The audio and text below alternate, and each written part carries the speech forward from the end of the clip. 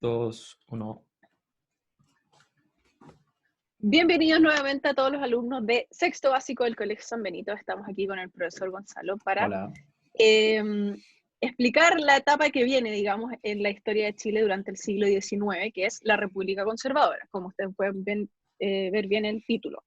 En el video anterior estuvimos hablando de lo que era el periodo de la organización de la República, de las dificultades que habían tenido los chilenos para poder organizarse primera vez como un país independiente, que no dependía ya de España, y que habían empezado a surgir diferentes tendencias políticas. Las más importantes habían sido los conservadores y los liberales, que habían terminado enfrentándose en una guerra civil. Y debido a que en esa guerra civil ganaron las fuerzas de los conservadores, fueron ellos los que establecen las reglas, por así decirlo, del periodo que viene a continuación, que es este que se desarrolla entre 1831 y 1861. ¿Qué características generales tiene este periodo de la República Conservadora? Primero va a ser un periodo en que el gobierno logra poner orden político y económico en el país, que era lo que necesitaba después de estos años revueltos, luego de la independencia, que habían significado una gran dificultad para Chile. También vamos a mantener como característica principal lo que es la instauración o la publicación, el uso de la Constitución de 1833, que va a ser muy importante, ya que va a regir a nuestro país casi durante un siglo y recién va a ser cambiada en 1925. Vamos a tener también como característica un gobierno muy fuerte que van a establecer los conservadores y que se van a basar en las ideas de Diego Portales, que también vamos a referirnos a él y algunas de sus características en este periodo de los conservadores. En estos 30 años que los conservadores estuvieron en el poder, vamos a tener a 3 presidentes distintos. Si ustedes se fijan, cada uno de estos presidentes duró 10 años en el poder. El primero de ellos fue José Joaquín Prieto, que en realidad era el general que comandaba las fuerzas de los conservadores que triunfaron en la guerra civil sobre los liberales. Después va a venir Manuel Bulnes, que también va a ser militar, y después el último de los presidentes conservadores va a ser Manuel Montt, que es el primer presidente civil de nuestro país, es decir, que no corresponde o no pertenece al ejército. Así que vamos a ver en este video, vamos a hablar principalmente del ámbito político y el económico y las características que instalaron los conservadores en Chile en esa época.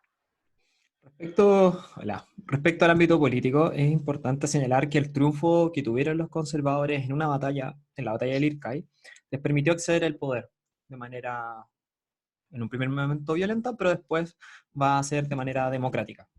Y van a establecer el gobierno fuerte y autoritario que había mencionado la Miss Loreto. Desde esa perspectiva de un gobierno fuerte y autoritario, los conservadores van a entregar a la figura del presidente un inmenso poder. Durante el periodo de ensayos que se desarrolló entre 1823 y 1830, que fue lo que estudiamos en el video anterior, se plantearon diferentes formas de poder organizar el país. Y entre ellas existía una que le daba más poder a las regiones, otra que le daba más poder al Congreso, pero la que optaron los conservadores es la figura de un presidente con mucho, mucho poder, una persona, y de hecho, fíjense, los presidentes duraron 10 años en su cargo, cada uno, fueron solo 3, en 30 años, 3 gobiernos. ¿Por qué? El objetivo era establecer un orden y una estabilidad. Esto de moverse de un lado a otro con diferentes gobiernos no permitía el desarrollo de una nación fuerte, poderosa, una nación que avanzara en el desarrollo económico y además social. Lamentablemente, uno de los aspectos negativos que tiene esta estabilidad es que a los liberales se les destierra. Esto significa se les expulsa del país durante un tiempo. Recién van a empezar a volver en 1840 con el gobierno de Manuel Bulnes. Dentro de las figuras que se destacan en este ámbito político están estos dos personajes que son emblemáticos del periodo, que son don Mariano Egaña y don Diego Portales. Mariano Egaña arriba y abajo don Diego Portales. ¿Cuál es el proyecto político de ellos? Establecer reformas políticas y económicas que permitan una estabilidad.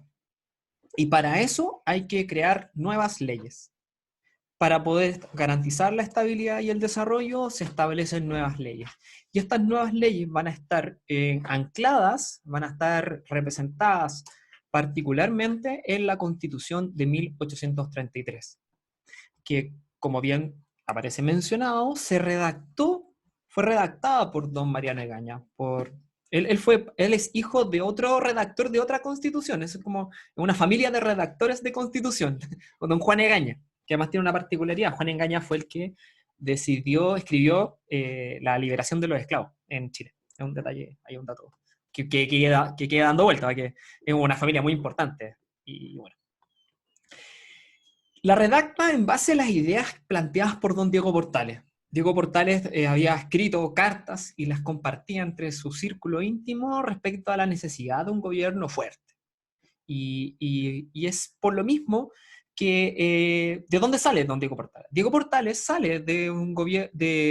Primero es un comerciante. Es un comerciante que se dedica a vender, en este caso, tabaco. Y particularmente administraba el impuesto que estaba dado ahora. Lamentablemente fracasó dentro de este proceso y armó un grupo entre 1823 y 1830, en este periodo en el que se estaba ensayando, armó un grupo llamado Los Estanqueros, por estanco, estanqueros. Bastante creativo el señor Diego Portales para los nombres de los partidos políticos. Y dentro de sus ideas principales, si volvemos al video anterior, a ver, ¿cuáles eran los dos grupos que la misma Loreto mencionó que existían? Conservadores y liberales. ¿Y cuáles eran los que estaban dentro de los conservadores? Los pelucones, los estanqueros. Entonces entra dentro de este grupo conservador. Y su idea principal es el gobierno fuerte y centralizado. O sea, que en este caso, para el caso chileno, Santiago fuese la principal ciudad, capital, donde estuviesen todos los poderes del Estado, ejecutivo, legislativo y judicial. Ojo, que eso no ocurre tanto hoy día, un detalle. Lo vamos a ver más adelante. Y autoritario, firme, que ponga mano firme a los problemas, muchas veces de formas bastante particulares, que lo vamos a ver más adelante.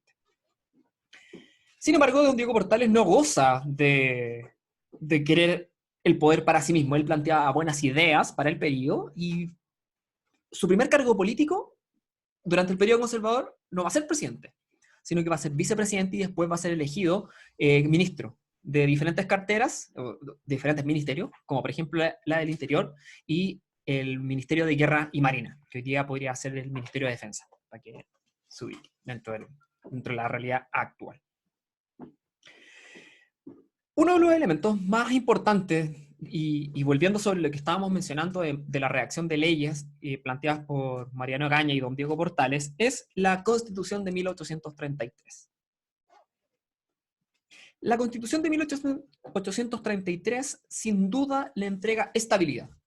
Son súper importantes las constituciones para establecer estabilidad, porque no solo marcan las reglas del juego, sino que también le dan sentido al vivir en comunidad.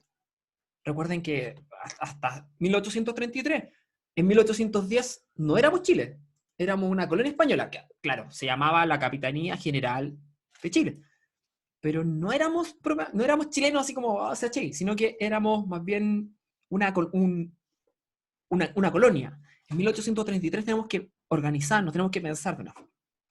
¿Qué establece? Y son 5 puntos que son importantes también de ir mencionando.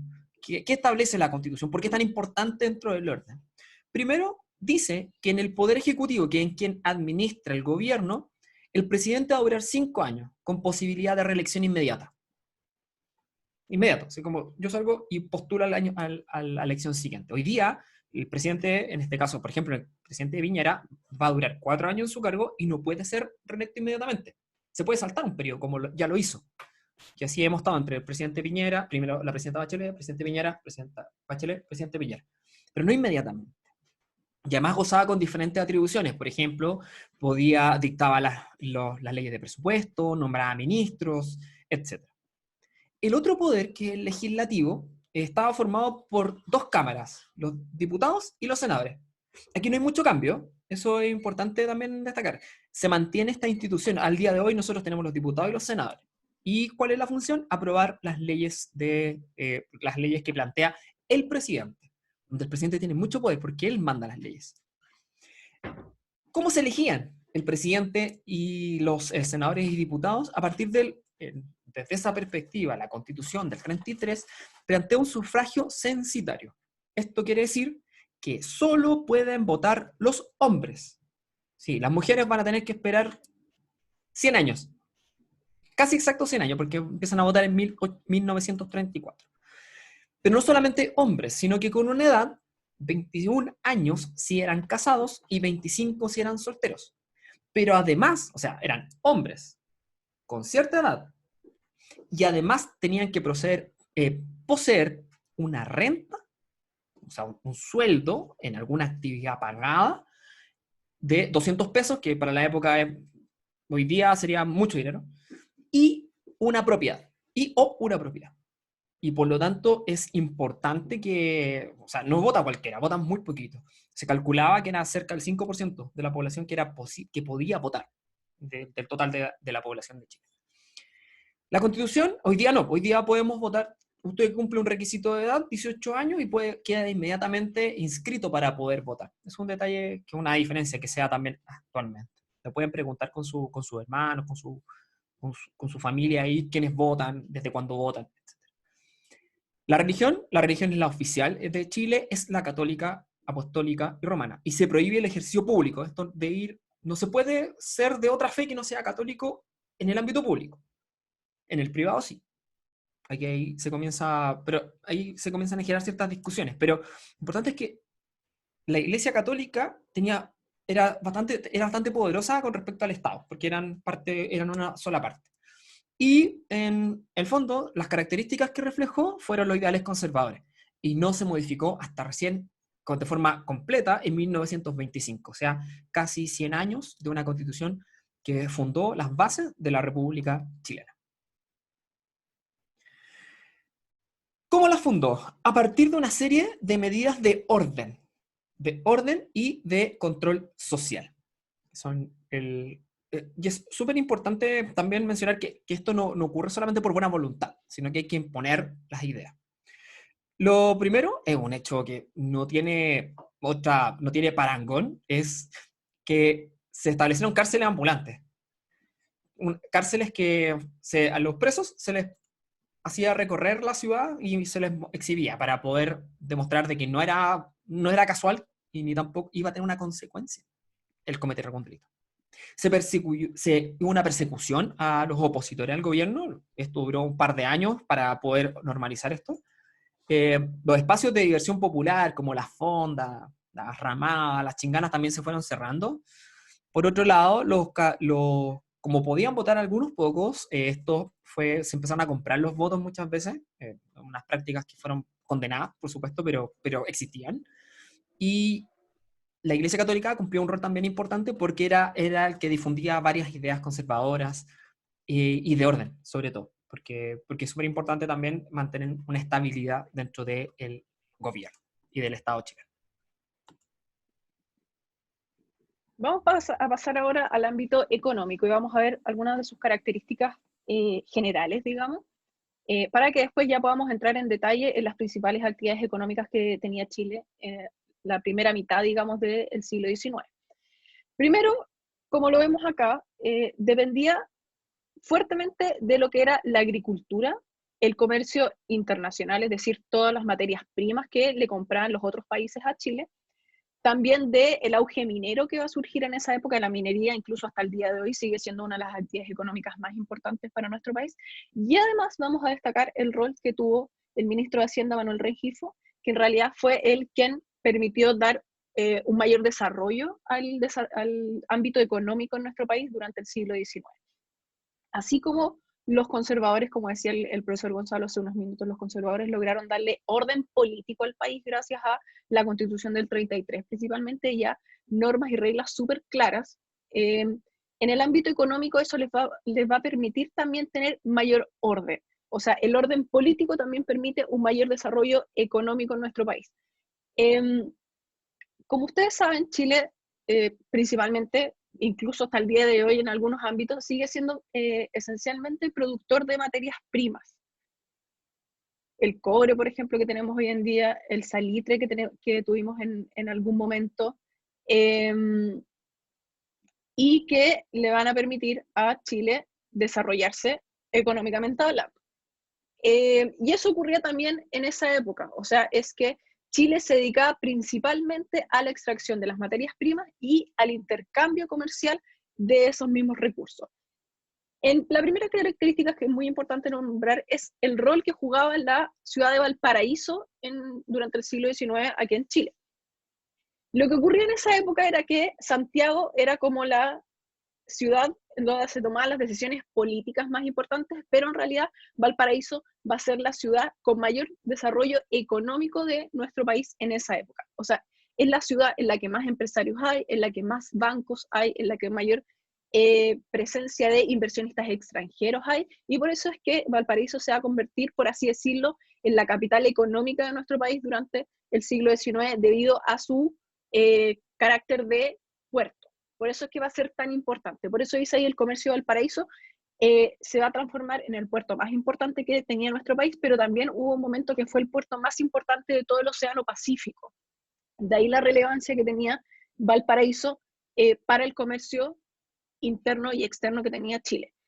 ¿A qué se debió esto? A la presencia y a la llegada de muchos extranjeros que vinieron y se instalaron principalmente en Valparaíso, mucho más que en Santiago incluso, y que eso permitió darle un gran crecimiento y un gran desarrollo a la ciudad, principalmente desde el ámbito comercial. Por eso es que va a ser tan importante. Desde Valparaíso entraban y salían las principales mercaderías que se comercializaban aquí en Chile. O sea, los recursos naturales chilenos salían desde Valparaíso hacia el resto del mundo y del resto del mundo llegaban a través de Valparaíso los recursos que comprábamos aquí en Chile. Vamos a pasar después a segunda característica, que es la minería. La minería va a ser la principal actividad económica del siglo XIX, como dice ahí. ¿Cuáles eran estos principales recursos naturales que se explotaban? Eran la plata, el cobre y el carbón. La mina de Chañarcillo era la más importante que existía en ese minuto y se dedicaba principalmente a la extracción de plata y fue la que más recursos les dejaba a Chile en ese minuto, así como hoy en día la mina de Chuquicamata es la más importante en Chile y que se extrae la mayor cantidad de cobre de nuestro país. En esa época ocurría con la plata. Y también ubicados principalmente en la zona norte de nuestro país, eso permitió que mucha gente de la zona central se fuera buscando mejores condiciones de vida o se fuera buscando mejores oportunidades de trabajo a la zona norte de nuestro país. La siguiente actividad fundamental para Chile en esta época va a ser la agricultura. La agricultura siempre en realidad ha sido, y más en esa época, era una actividad fundamental porque tenía que ver con la producción de alimentos. Y a medida que iba aumentando la población en nuestro país y en otras zonas del mundo, como en California, en Estados Unidos y en Australia, se va a necesitar más alimentos. Estas zonas que yo les nombré, California y Australia, empiezan a ser más conocidas en esta época por la fiebre del oro, porque se descubre oro, se descubren muchas vetas y que permite la extracción de este mineral. Y eso hace aumentar la población en esas zonas. Esas zonas, que están recién pobladas, por así decirlo, no ha logrado desarrollar todavía la agricultura a nivel de poder satisfacer sus necesidades de alimentos. Y por eso es que Chile se convierte en el principal productor de trigo y de harina para esas zonas. Es decir, llega mucha gente en muy poco tiempo a la zona de California y de Australia y Chile les vende ese alimento que necesitan. No significa que Chile no haya vendido a otras zonas también, pero esos dos son los dos principales mercados que les compran trigo y harina a nuestro país. Y por eso es que durante esta época, como dice el PowerPoint, Chile se convirtió en el principal productor de trigo de todo el Pacífico Sur. Y la última característica del ámbito económico y del orden y el esplendor que tuvo en esta época va a ser el tema del transporte. A Chile no le sirve de nada extraer recursos naturales si no los puede trasladar para venderlos afuera o para incluso venderlos dentro de ciudades de Chile. Por eso es que el desarrollo del transporte va a ser fundamental. En esta época, el elemento más importante, digamos, va a ser el ferrocarril.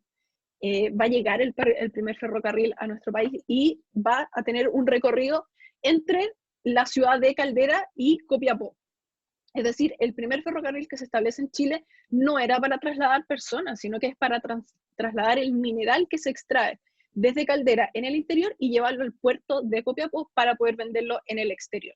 Por eso es que, por ejemplo, todas las inversiones y todas las investigaciones que hizo William Wheelwright, que era un ingeniero norteamericano que vino a instalar el ferrocarril a nuestro país, va a ser muy importante porque permite modernizar los medios de transporte en ese minuto. O sea, antes del ferrocarril se tenía que trasladar literal en carreta, lo que era muy lento era hacer, o sea, trasladar todo el mineral principalmente, o el trigo, la harina que se producía en el interior de nuestro país para llevarlo y transportarlo a la zona de los puertos y poder venderlo después en el exterior. Por eso es que la llegada del ferrocarril a Chile significó un avance gigantesco, lo que significó modernizar las técnicas de producción y las técnicas de transporte de todos estos recursos y poder agilizar así también el crecimiento económico de Chile. Por eso es que, como bien nombraba el profesor hace unos minutos, que los conservadores lograron darle mucho orden político a Chile, también logran darle orden económico, y eso permite que Chile pueda saldar muchas de las deudas que tenía desde la época, desde la independencia, que había significado muchos recursos económicos para formar ejército y financiar las campañas de la guerra. Van a poder saldar también en esta época las deudas, y Chile va a poder de a poco, no sé si convertirse en un país extremadamente rico, pero sí en un país por lo menos más estable dentro del ámbito económico. Con esto damos por cerrado, digamos, lo que son las características principales de la época de los conservadores, que son estos 30 años de mucho orden político, mucho orden económico también, pero que también intenta darle orden social a nuestro país. Ya el tema que viene a continuación es la República Liberal, es decir, primero estuvieron en el poder los conservadores y después los liberales también van a estar 30 años más en el poder durante el siglo XIX. Esperamos con el profesor Gonzalo que con esta explicación, con este video, les haya quedado un poco más claro lo que eran las características de los gobiernos conservadores. Y si tienen cualquier duda, no duden en hacerlo, digamos, de plantearnos todas sus preguntas en la sección de comentarios de esta tarea. Nos vemos. Chao. Chao.